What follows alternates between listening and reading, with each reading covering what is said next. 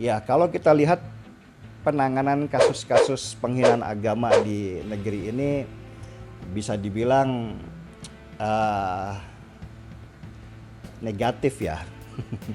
Karena kasus penghinaan agama itu bisa disebut sebagai pasal karet, semua orang bisa dituduh untuk penghinaan agama. Nah, biasanya ada kelompok-kelompok yang menggunakan pasal penistaan agama ini untuk bisa menghajar kelompok tertentu yang dia tidak sefaham.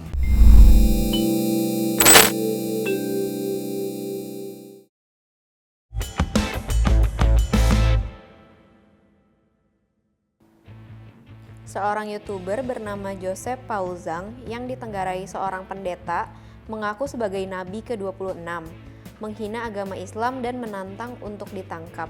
Sebenarnya ada apa ini? Media sosial di awal kemunculannya itu kita melihat banyak kelebihan-kelebihan dan juga permasalahan-permasalahan di dalamnya. Seperti media sosial ini karena dia tidak mempunyai batasan wilayah atau batasan negara, sehingga setiap orang bisa melakukan atau memberikan pernyataan apapun di sini sebebas-bebasnya dia lah. Yang bisa menahan dia adalah hukum-hukum yang berlaku di wilayah tersebut.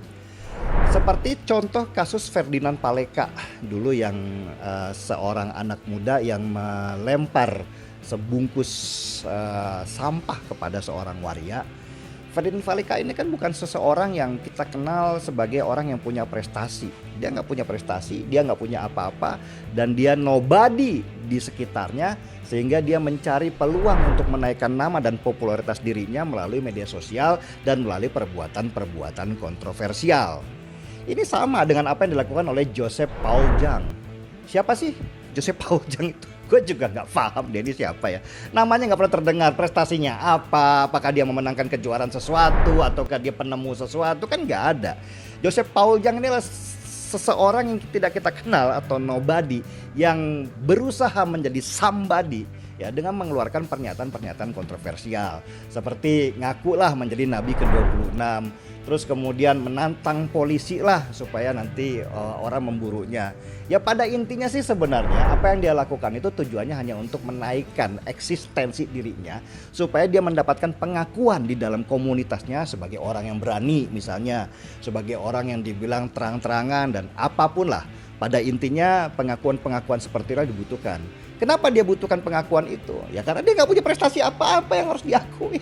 Siapa dia sebelum kemudian dia membangun atau membuat pernyataan kontroversial itu? Dia bukan siapa-siapa dan nggak perlu diobrolkan juga sih sebenarnya. Saya hanya ngobrol tentang Joseph Paul Zhang ini lebih kepada hanya untuk melihat sisi lain daripada sisi negatif di dalam media sosial itu.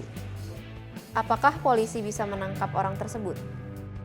Saya nggak yakin ya bahwa Joseph Paul Zhang bisa ditangkap oleh kepolisian negara kita. Karena mungkin saja dia ada di daerah-daerah atau di negara-negara yang kita tidak punya, negara kita tidak punya perjanjian ekstradisi dengan negara itu. Seperti misalnya saya dengar dia di Jerman. Joseph Paul Zhang kalau memang ada di Jerman, kemungkinan dia akan lolos. Karena yaitu tadi, kita tidak punya perjanjian ekstradisi dengan Jerman dan ongkos untuk melakukan penangkapan dia dengan kerjasama dengan Interpol itu juga sangat besar. Jadi gini loh, harus dipikirkan juga untung ruginya untuk menangkap seorang Joseph Paul Zhang yang bukan siapa-siapa. Kecuali misalnya dia adalah koruptor yang melarikan uang sekian triliun rupiah misalnya. Jadi layak ketika kemudian negara harus mengeluarkan dana untuk menangkap orang itu. Tetapi Joseph Paul Zhang ini siapa? Ya, dia kan malah makin dikenal orang ketika negara sebesar ini, kepolisian sebesar ini harus memburu dia ke sebuah negara yang diperlukan effort atau usaha yang lebih karena memang kita tidak punya perjanjian ekstradisi.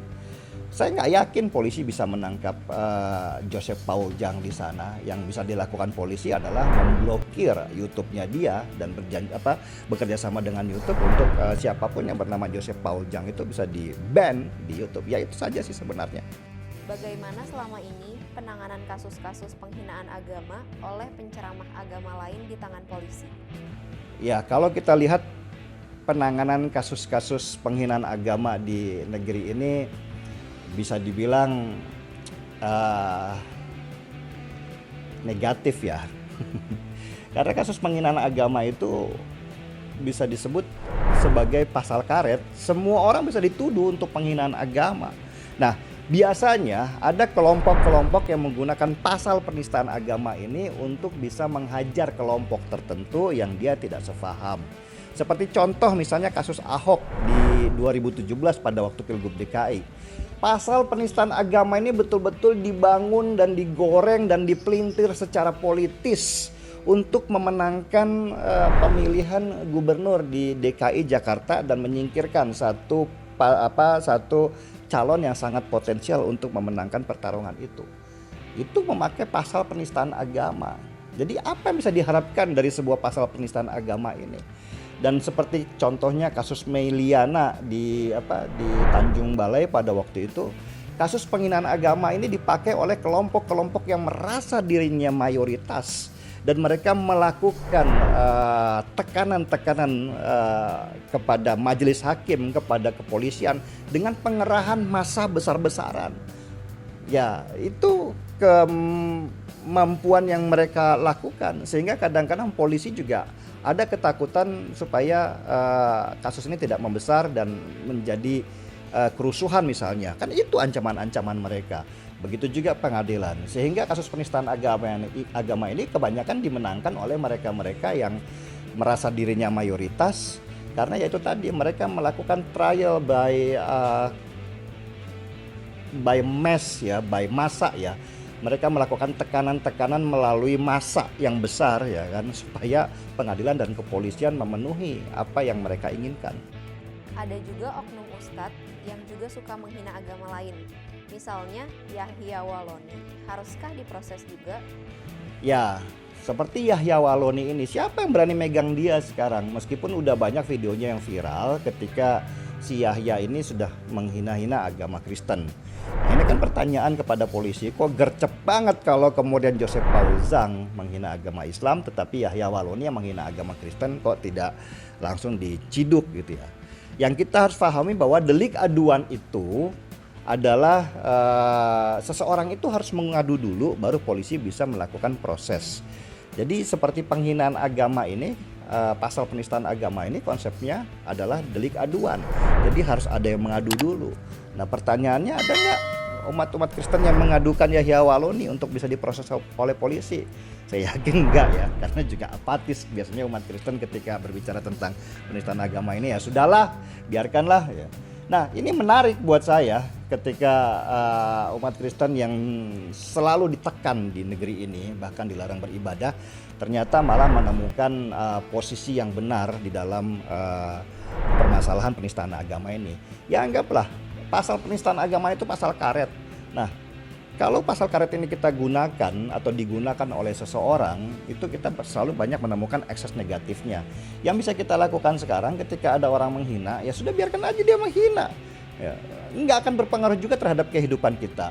Toh yang misalnya dia menghina Tuhan kita tidak akan mengubah kemuliaan keyakinan kita dari hinaan dia. Enggak, dia malah menghinakan ajaran dia sendiri.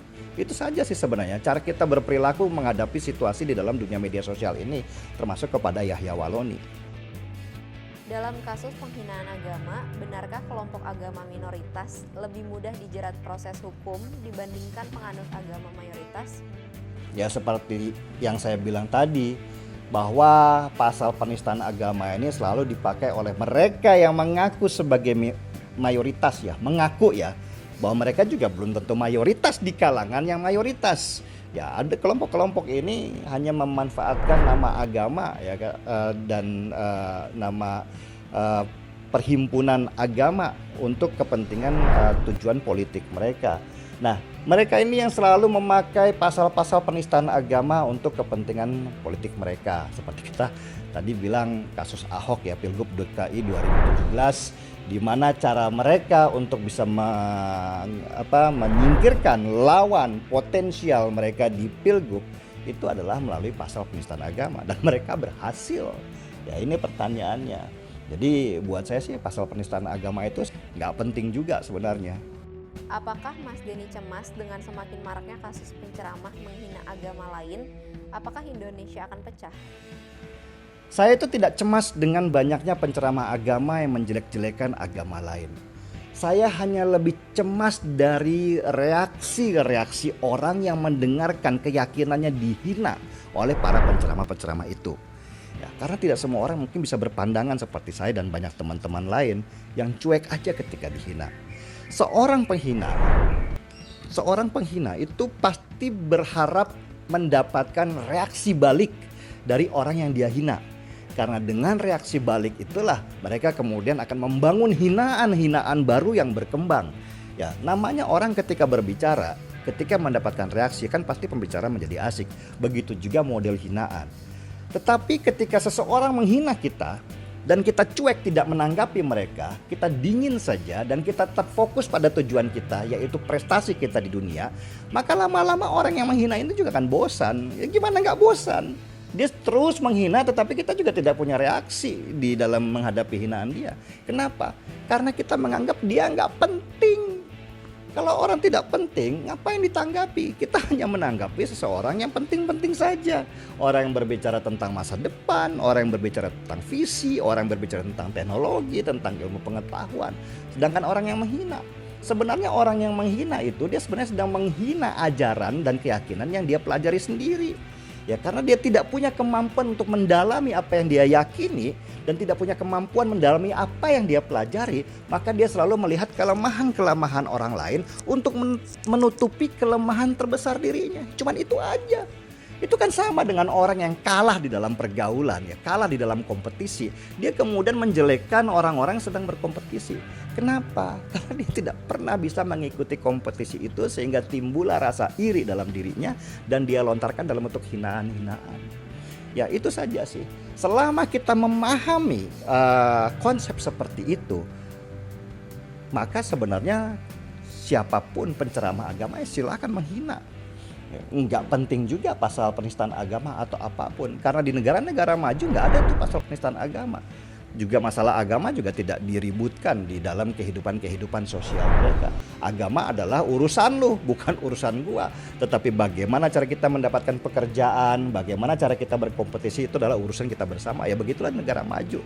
Beda memang dengan Indonesia dan negara yang mayoritas agama lainnya. Apa pesan untuk pemerintah? Pesan saya untuk pemerintah, nggak ada ya. Pesan saya adalah untuk kita semua sebenarnya. Ya, media sosial seperti itu. Apa yang kita tonton, apa yang kita lihat itu tidak punya batas wilayah, tidak punya filter sendiri, kecuali kitalah yang memfilter diri kita sendiri dengan akal sehat kita, dengan logika kita, dan dengan emosi kita yang bisa kita redam, yang bisa kita dinginkan. Karena kalau kita baperan di dalam bermedia sosial, maka kita terus-menerus akan menjadi orang-orang yang emosi dan akan gampang dipermainkan oleh mereka-mereka yang memang sengaja untuk membenturkan kita. Ya sebagai contoh, ya seperti misalnya Joseph Paul Zhang di negara tertentu yang kita tidak punya perjanjian ekstradisi, dia akan mungkin saja dia akan terus-menerus menghina-hina agama Islam supaya terjadi reaksi dari orang-orang yang beragama Islam dan kemudian membenturkannya di sini itu dengan orang-orang Kristen yang ada di Indonesia. Lah dia ngapain? Ya dia bebas. Mau ngomong apa saja di negara yang memang bebas berkata-kata, ya tidak ada hukumannya. Tetapi kita di sinilah yang baperan yang akan dibenturkan oleh dia. Yang rugi siapa? Apakah Joseph Paul Zhang atau kita sendiri? Ya jelas kitalah yang mau dibenturkan. Kitalah yang bodoh sebenarnya. Nah, cara kita untuk supaya tidak bodoh adalah pintarlah di dalam bermedia sosial dan mulailah memainkan logika dan emosi kita dengan sehat supaya kita juga bisa mendapatkan hal-hal yang positif di media sosial dan bukan hal-hal yang negatifnya. Bermedia sosial itu tidak boleh baperan. Catat ya, gaspol.